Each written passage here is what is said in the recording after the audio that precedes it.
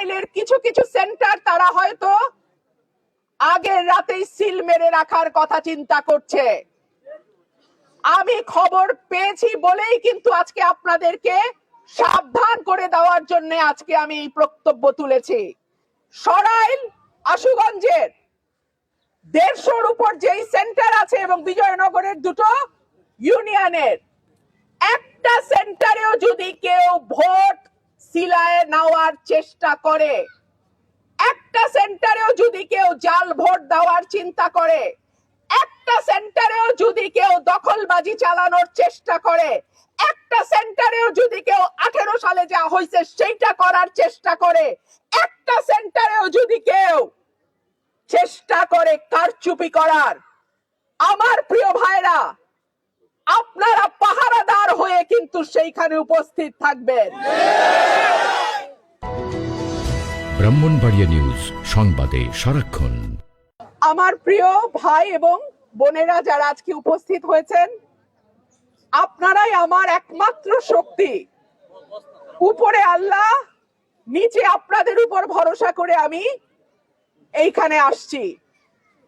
আমি আশা করব আপনারা আমাকে খালি হাতে ফিরায় দিবেন না। 5টা বছর আমাকে একটু সুযোগ দেন। আমার অনেক স্বপ্ন এই এলাকাটাকে নিয়ে। আমার দাদা দাদির কবর এখনো এই এলাকায়। 73 সালে আমার বাবা এখান থেকে নির্বাচিত হয়েছিল, কিন্তু সরকারি কুচক্রে আমার বাবা কাজ করতে পারে নাই। সেই অসমাপ্ত কাজ আল্লাহ যেন আমার হাত দিয়ে সমাপ্ত করে, আমি আল্লাহর কাছে এই দোয়া করি। আর আপনাদের কাছে আমার অনুরোধ, আমি যেন আমার বাবার স্বপ্নটা পূরণ করতে পারি, এই জন্য আপনাদের সকলের সহযোগিতা আমি চাই। আমার প্রিয় ভাই ও বোনেরা, আমার কানে এসছে খুব গুরুত্বপূর্ণ, আপনারা একটু মনোযোগ দিয়ে শুনবেন। সরাইলের কিছু কিছু সেন্টার তারা হয়তো আগের রাতেই সিল মেরে রাখার কথা চিন্তা করছে।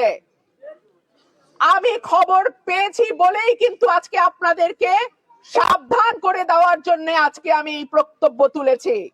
আমি পুলিশ, প্রশাসন, মিডিয়া, আমি সকলের দৃষ্টি আকর্ষণ করছি।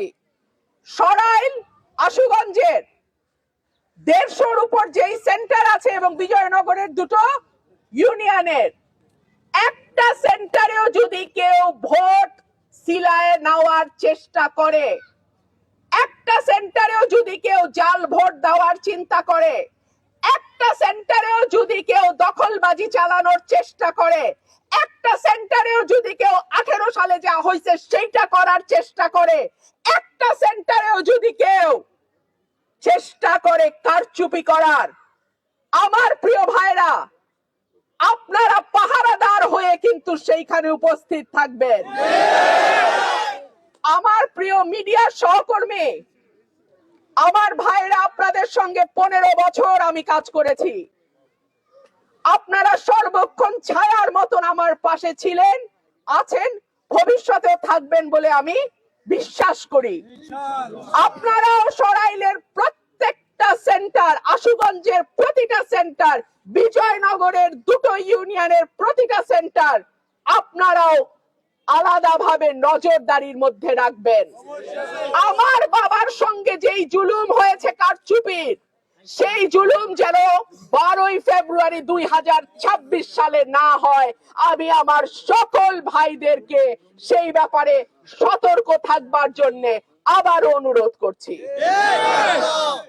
আপনারা যতক্ষণ আছেন আমার কোনো ভয় নাই। আপনারা যতক্ষণ আছেন পৃথিবীর কোন শক্তি, ইনশাআল্লাহ আল্লাহর উপর ভরসা করে বলি, আমাকে থামাতে পরাজিত করতে পারবে না। আপনারা 12 তারিখ পর্যন্ত আমার যেই ভোটের আমানত সেইটাকে হেফাজত করেন। আগামী 5 বছর আপনার পরিবারের, এলাকার আসনের দায়িত্ব আমি নিচ্ছি। আমি যদি আপনাদের ভোটে আল্লাহর রহমতে সংসদে যেতে পারি, সরাইল এবং আশুগঞ্জকে পৌরসভা করার সমস্ত উদ্যোগ আমি গ্রহণ করব ইনশাআল্লাহ। আমি নির্বাচন করব এই সিদ্ধান্ত নেয়ার আগে থেকেই আমি দেখছিলাম যে কোন কোন শর্ত পূরণ করলে পৌরসভা ঘোষণা করা যায়।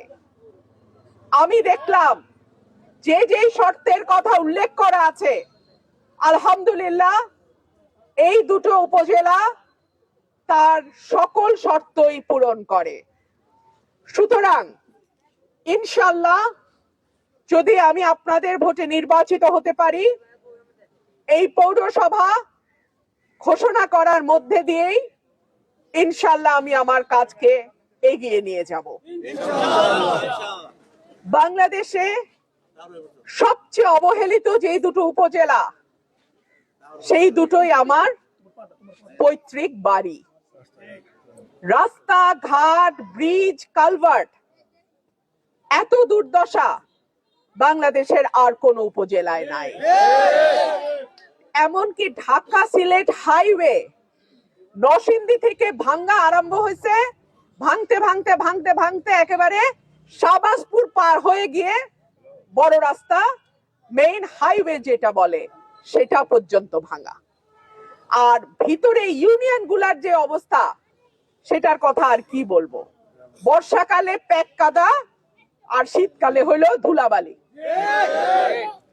এই অবস্থার অবসান যদি আমরা চাই, আমাদের এমন একজন এমপি দরকার যিনি প্রকল্পের বরাদ্দ নিজের পকেটে ভরবে না, যার নিজস্ব লোকজন বরাদ্দ নিজেদের মধ্যে ভাগ বাটোয়ারা করে নিবে না, যার নিজস্ব ঠিকাদার অর্ধেক কাজ করবে আর বাকি টাকা পকেটে নিয়ে শহরে যাবে।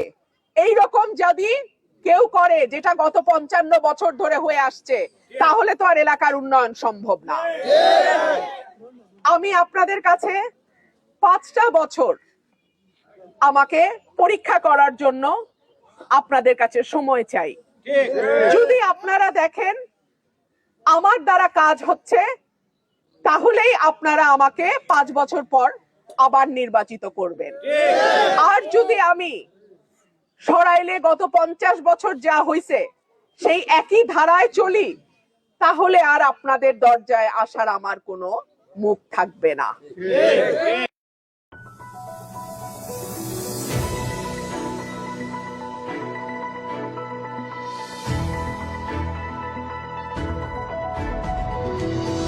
ব্রাহ্মণবাড়িয়া নিউজ, সংবাদে সারাক্ষণ।